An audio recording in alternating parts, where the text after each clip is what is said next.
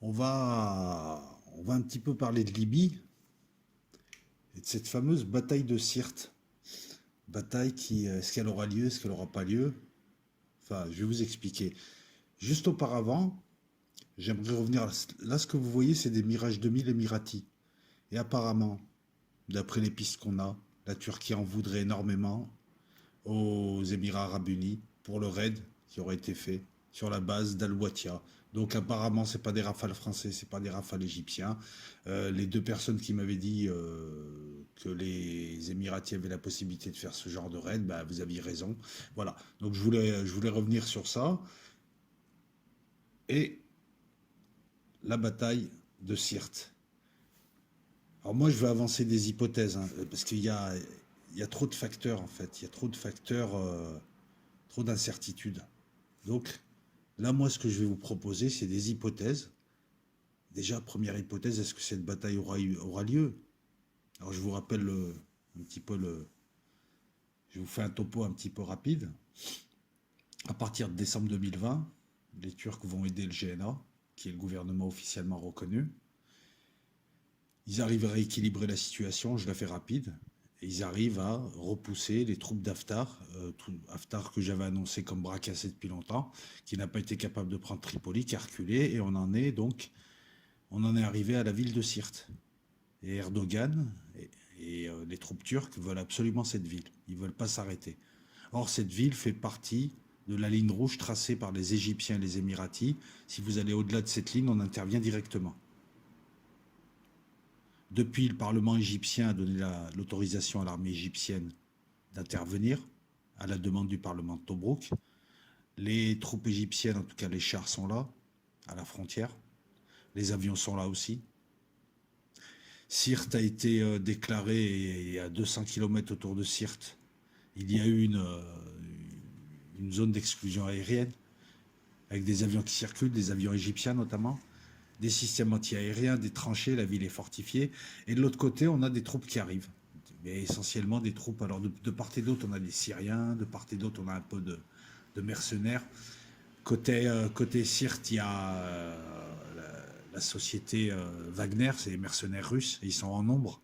C'est eux qui ont installé les systèmes anti-aériens. On a mis du Thor à la place des Pantsir, ça change.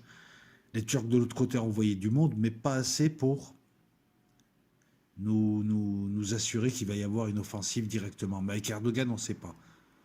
La seule chose en tout cas qu'on peut constater, c'est que ni la Turquie ni l'Égypte n'ont envie de s'engager véritablement et n'ont envie de s'affronter. Ils n'ont pas les moyens. Les Égyptiens n'ont pas les moyens financièrement et les Turcs n'ont pas envie. En plus, ça serait assez compliqué. Donc même si là, on voit de part et d'autre se masser des troupes, il y a un jeu diplomatique. Les Égyptiens font jouer tout leur réseau diplomatique pour essayer de négocier avec la Turquie indirectement. La Turquie passe par la Russie et elle est prête à accepter que Sirte soit gérée par des troupes internationales. Elle fait une concession. Parce que la ville va coûter beaucoup à la Turquie, va coûter beaucoup d'hommes. C'est compliqué. Elle est quasi imprenable. Ça supposerait donc d'impliquer des troupes turques directement. Et c'est pas. Regardez. L'Égypte, sur un plan terrestre, n'a qu'à franchir la frontière. Les Turcs vont devoir acheminer des troupes. Le problème, c'est pour acheminer des troupes, eh ben, ils ont ça en face. Ils ont la flotte égyptienne. Donc il y aura des combats en Méditerranée avec la flotte turque, qui est un peu plus puissante, mais les Égyptiens se débrouilleront. Là, vous avez la flotte turque. Ils ont un porte-avions, une sorte de porte-avions, porte-aéronef, mais ils n'ont pas les avions pour. Donc ils peuvent faire partir des hélicos. Il y aura forcément aussi du combat aérien, et ça viendra de Turquie, ça ira en Égypte. Il est là le risque. Là, vous avez des F-16 turcs. Voilà. Parce qu'en fait, si vous voulez, s'il y a une guerre, la Turquie est obligée d'acheminer des troupes. Pour acheminer des troupes, elle va passer sur le bord de mer. Si elle passe sur le bord de mer, c'est pas bon. Les Égyptiens vont l'attaquer et donc il y aura bataille navale, il y aura bataille aérienne. Bataille aérienne, les F-16 turcs, ils vont venir d'où? De Turquie. Ils vont pas les mettre en Libye. C'est trop risqué, ils n'ont pas de porte-avions. Ça, c'est s'il y a la bataille. Et si la bataille pousse les deux à s'affronter directement. Voilà pour l'instant où on en est. Les Émiratis financent, transportent, ils feront la pointe avec l'aviation, et on ne sait pas. On ne sait pas ce que ça va donner, on ne sait pas jusqu'où ça va aller. Ce qu'on peut voir, c'est que les USA laissent faire Erdogan. Et tactiquement, c'est bien joué, parce qu'en fait, en laissant faire Erdogan, il sème la zizanie. D'un côté, la Libye ne sera jamais unifiée. Il n'y aura aucun camp qui peut gagner. Il n'y a aucun camp qui peut gagner. Elle est là, la solution. En laissant faire Erdogan, il y aura toujours deux camps. La Libye ne se refera pas. Les Européens sont divisés. Les Russes sont gênés dans leur implantation en Libye, même si elle est modeste. Voilà, Erdogan sert Trump, donc Trump le laisse faire. Le laissera faire jusqu'à un moment donné où il passera pour le sauveur en intervenant et en trouvant un accord. Tactiquement, c'est bien fait. Mais s'il y a une guerre, autant les Égyptiens n'ont pas d'argent, mais ça, à la limite, j'ai envie de dire, ça se trouve, autant les Turcs, eux, même s'ils construisent leur matos, ils sont sur plusieurs fronts. Ils sont à Chypre, ils sont en Irak, ils sont en Syrie, à Idlib, au nord de la Syrie, ils sont en Libye. Et là, s'il y a une guerre, il va falloir y être en force. S'il y a une embrouille sur Mars, je pense qu'Erdogan, il envoie des troupes. Ils sont en Azerbaïdjan, j'ai oublié, ils sont en Anatolie. Personne, ce qui est paradoxal aussi, c'est que personne ne veut de la Turquie là-bas. Ni l'Algérie, ni la Tunisie, ni l'Égypte, ni la France, ni l'Italie, ni même, j'ai envie de dire, toute l'Europe. Mais c'est le seul qui est légalement installé, en fait. Ça aussi, il faut en tenir compte. La Libye devient une épine dans le pied de l'Europe. Europe qui, comme d'habitude, a été minable, puisque à part Macron qui pleurniche, et ça fait rire tout le monde parce qu'il n'a pas les moyens ou il ne veut pas utiliser les moyens, il gesticule. Les Italiens jouent un double jeu. Ils sont amis avec tout le monde. Ce qu'ils ne comprennent pas, c'est que la Turquie aux portes de l'Italie, c'est pas bon. Surtout la Turquie des frères musulmans. Les autres pays sont pas assez puissants et puis ils vont pas déclarer une guerre, c'est pas leur problème. L'Algérie, voilà. L'Égypte n'a pas envie de trop démarrer. Erdogan, il est hors de contrôle tant que Trump le laisse faire.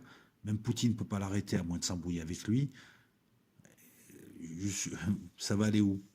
Et moi, je me souviens d'une prophétie, hein, la fameuse prophétie d'Aloïs Yarlmayer, qui voyait des flottes en Méditerranée s'affronter et une flotte musulmane qui tente d'envahir l'Europe par le sud. Moi, je pense à la flotte turque.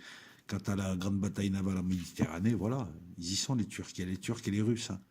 Il y a 30 ans, ça n'aurait pas été concevable. Quant à la Libye, c'est simple. Hein. Il n'y aura pas de victoire d'un camp. Il n'y a pas de victoire d'un camp. C'est là où on voit le génie de Kadhafi. C'est le seul à avoir fait un pays moderne avec, en mutualisant la rente pétrolière autour des tribus. Avant, le roi Idriss, bon, bah, il était au chou. C'était des tribus et un royaume. Et maintenant, voilà, maintenant, il y a un risque de partition entre la Cyrénaïque et la Tripolitaine. Donc, soit il y a un gouvernement d'union nationale sans Haftar, sans Serraj, soit il y a une partition. Ça va être compliqué de reformer un pays. Kadhafi avait réussi, mais voilà. Et pour l'Europe, je viens de te le dire, hein, voilà, c'est pitoyable, encore une fois, gesticulation. On dirait des victimes qui chialent. Erdogan, il a fait ci, Erdogan, il a fait ça, surtout Macron. Voilà, c'est une analyse, c'est une hypothèse. Enfin, l'hypothèse, c'est que on ne sait pas jusqu'où ça peut aller. Erdogan semble avoir gagné la partie parce qu'il a rééquilibré les débats. Mais lui, il veut s'installer. Il veut absolument avoir la maîtrise sur le croissant. Je vais te remettre la carte sur le croissant entier. Et il faut aller jusqu'à Benghazi. En tout cas, il lui faut. On va essayer de te retrouver la carte. Elle est là, voilà. Pour forer, il lui faut une sécurité. Il lui faut Sirte, déjà. Et il faut aller assez loin à l'intérieur. De l'autre côté, les Égyptiens n'admettront jamais la présence turque, surtout la présence des frères musulmans, l'Algérie non plus. Donc jusqu'où ça peut aller? Est-ce que ça débouchera forcément sur une guerre? Est-ce que ça débouchera... Voilà, donc on va voir là. S'il y a bataille, c'est que Erdogan veut aller jusqu'au bout.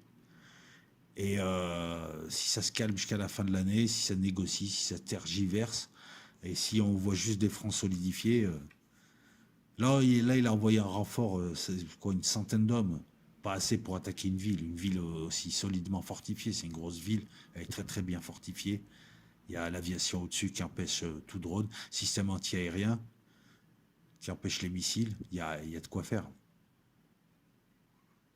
On verra. Donc voilà. Donc, est-ce que la bataille de Sirte aura lieu? Je ne sais pas. Jusqu'où ira Erdogan et comment se finira l'affaire libyenne. En tout cas, je vois mal la Libye se refaire en pays avant des années et des années. C'est Somaliland. Et puis l'Europe est la grande perdante d'un foyer qu'elle a déclenché, enfin la France surtout, la France de Sarkozy et l'Angleterre, hein, se rappeler de l'Angleterre aussi, les deux gros responsables du fiasco libyen qui ont amené la Turquie aux portes en Méditerranée Sud, aux portes de la France, à quoi, 700-800 kilomètres, pas plus. Voilà.